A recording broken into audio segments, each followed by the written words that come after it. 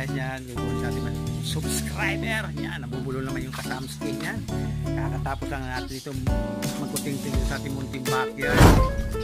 Kahapon nga po mawa tayo ng ating CR. Yan, update ko lang po kayo sa ating nangasalan na si Paul's Pathway at Paul's Pathway Hen. Yan. Yung itlog pala niya dapat 12 na yon. Pero yung unang itlog na 5, 1 to 5 tinanggal natin. Tapos 5-7 na dapat ang itlog. Yung isa may crack kaya tinanggal natin, kaya 6 na lang guys. Ayan o.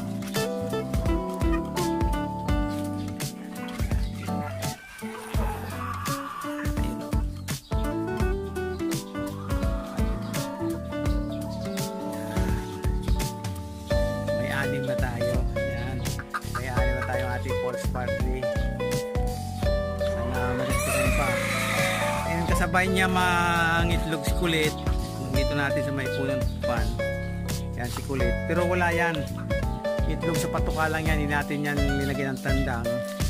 Ngayon pagka hindi maglimlim to si Paul's Pathway natin at maglimlim doon si Kulit, doon natin pagpapalitin natin itlog nila, doon natin palilimliman. Pero pag hindi naman maglilimlim si Kulit, baka ipa-incubator na lang natin. Sa tingin ko guys, hindi to maglilimlim si Paul's Pathway. At saka isa pa, ito po ay nangingitlog doon sa baba, sa lupa pa rin. Ayaw doon sa kanyang pugad. Nilagyan na natin lapangan ng pugad. Ayaw talaga doon sa lupa. Ngayon, hindi ko naman mailagay yung pugad niya sa lupa talaga, sagad talaga. Kasi pagka umulan, baka maampiyasan, mabasa lang. Yan, saka yung tubig doon sa likod, baka pumunta doon kaunti, mabasa lang yung kanyang pugad at saka yung mga itlog yung mabasa.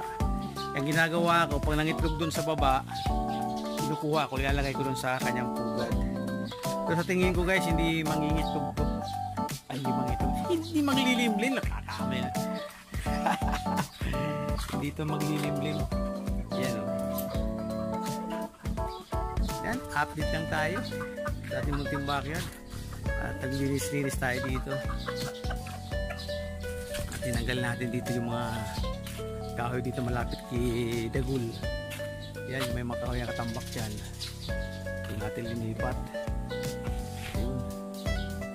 Para magmukha namang malinis to. Ito na tayo pag wala pa tayong pasok guys. Si Gilliam, magpupul po si Gilliam. Yan, maraming salamat po sa walang sawa yung suporta sa ating munting channel. Kahit pambira lang tayo po tayo makapag-upload. Yan, God bless po sa ating lahat. Sana po malaya sa naman mga ngayon at sa